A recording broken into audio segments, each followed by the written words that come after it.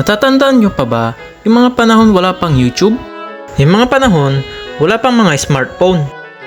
Mga panahon bago pa lang ang Facebook at Friendster pa ang nangunguna sa social media. Magdadalawang dekada na or 19 years na pala kadagal ang YouTube. Nailunsad ito noong February 14, 2005. Ang hari ng online videos kung saan mapapanood mo na halos lahat ng klase nilalaman mula sa vlogs, news, tutorials, foods, music videos, gaming, sports, at marami pang iba. At gaya ng Facebook, ay halos naging parte na ito ng pang-araw-araw na buhay natin, mapabata man o kaya mapamatanda. Pero paano nga ba nagsimula ang YouTube? Yan ang alamin natin sa video na ito. Ang kasaysayan ng hari ng online videos. Ano nga ba ang kwento sa likod ng matagumpay nito? Ang kwento ng YouTube ay nagsimula sa kumpanyang PayPal, kung saan nagkakilala ang tatlong empleyado nito na sila Chad Hurley, Steve Chen, Jawed Karim. Sa tatlong magkakaibigan, magsisimula ang isang idea na babaguhin ang klaseng ng panonood, ang YouTube. Magkaiba ang kwento na tatlong founder tungkol sa inspiration para sa YouTube. Ayon kay Karim, nagsimula ang idea nang mahirapan silang magkahanap ng footage nang noon ay ang controversial na wardrobe malfunction ni Janet Jackson sa Super Bowl ng NFL. Naalala niyo pa ba yung controversial na ito? Ayon naman kay Chen at Hurley, ang idea ay nagsimula dahil sa nahirapan silang mag-upload ng malaking file ng video sa internet. Pero napaamin din ng isa sa mga founder na pinaganda na lang nila ang kwento para mapalitan ang totoong pinagmulan ng YouTube na isang palpak na dating website. Taong 2005 nang simula ng tatlo ang YouTube bilang dating website na may slogan pa noon na Tune In Hook Up, na ang idea ay dito mag-upload ang mga users ng kanilang dating profile video. Pero walang nagka-interest sa site, at imbes na dating profile ay kung anong video lang ang ina-upload ng mga gumagamit dito. Dahil dito ay nagdesisyon na lang ang tatlo gawin na lang na libreng hosting platform ang website, kung saan ay magkakaroon na unique link ang bawat video na mag-upload dito. At noong taong April 23, 2005, ang kauna-unahang video sa YouTube na pinamagatang Me at the Zoo. Meron na ito mahigit 324 million views.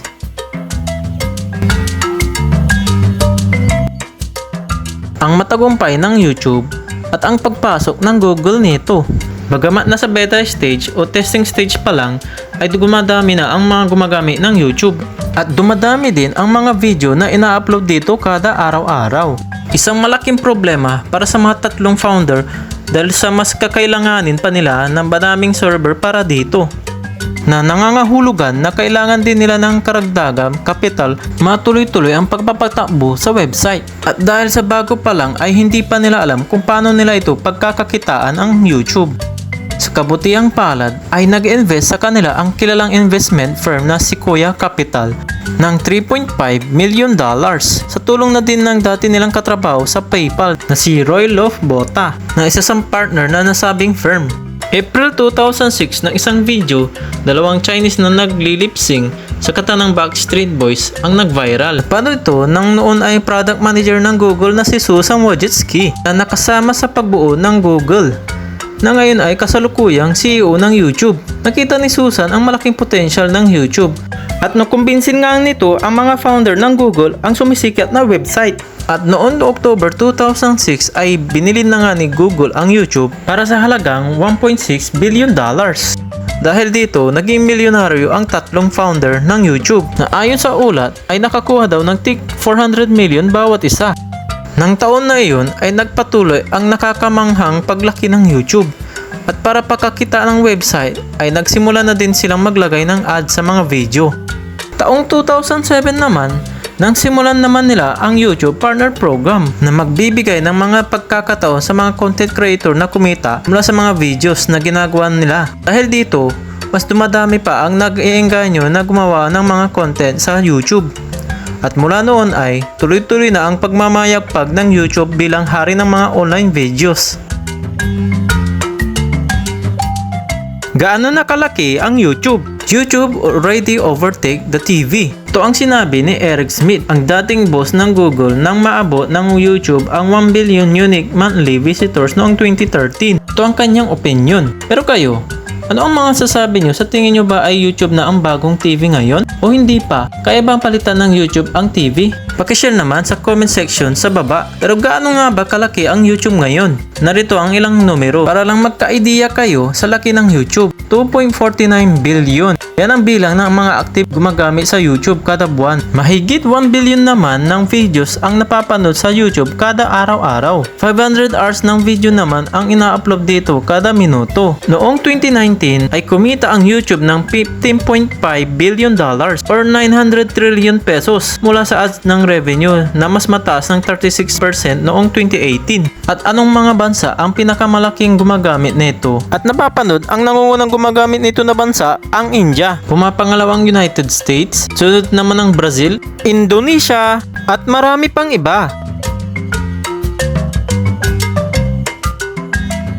Mga kilalang YouTubers. Ang YouTube ni video ni Psy na Gangnam Style ang kauna-unahang YouTube video na umabot ng 1 billion views. Alam nyo ba, ang sobrang kasikatan ng Gangnam Style noon ay nasira ang views counter ng YouTube. Kailangan nila itong i-upgrade para mabilang ang mahigit 2 billion views sa mga video. Sa ngayon, Baby Shark Dance ang pinakamaraming views na umaabot kulang-kulang 14 billion views.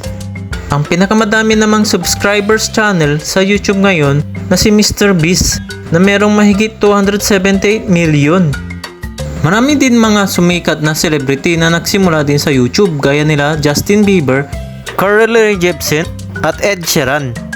Dito naman sa Pilipinas, ang pinakamaraming subscriber naman na nangunguna ngayon ay ang ABS-CBN Entertainment na may 48.1 billion subscribers. Pangalawa dito ang GMA Network na merong 35.4 million subscribers. At syempre, andyan din ang mga malalaking YouTube channel kagaya nila Rafi Tulfo, Ivana Alawi, Nayana Guerrero, at ang kuya niyan si Rance Kyle, at marami pang iba. Nagpapatunay ito na patuloy ang paglaki ng impluwensya ng YouTube hindi lamang dito sa Pilipinas, kundi sa buong mundo. Sino naman mag-aakalang mula lamang sa idea na dating 3 empleyado ay makakabuo ng isang malaking platform na magkakaroon ng malaking impact sa buong mundo na klaseng ng panonood ng online videos. Ano ang masasabi nyo sa kwento ng YouTube? Ano ang mga madadalas na pinapanood nyo dito? Dito kasi sa bahay, talaga naman na parte na ang YouTube sa araw-araw na libangan namin. Hindi ko na rin nabubuksan ang TV namin dahil mas madali ko nang napapanood ang mga gusto ko sa YouTube. Share nyo naman ang mga kwentong YouTube nyo. Comment lamang sa baba at paki-subscribe na din kung bago ka lang sa channel ko. At kung nagustuhan nyo ang na-share kong kwento sa YouTube. At para gagawa pa ako ng klaseng ganitong content. Muli, maraming salamat sa panonood hanggang sa dulo ng video na ito. At inaasahan ko na sasamahan nyo pa ako sa mga susunod na videos na gagawin ko. Hanggang sa susunod muli, paalam!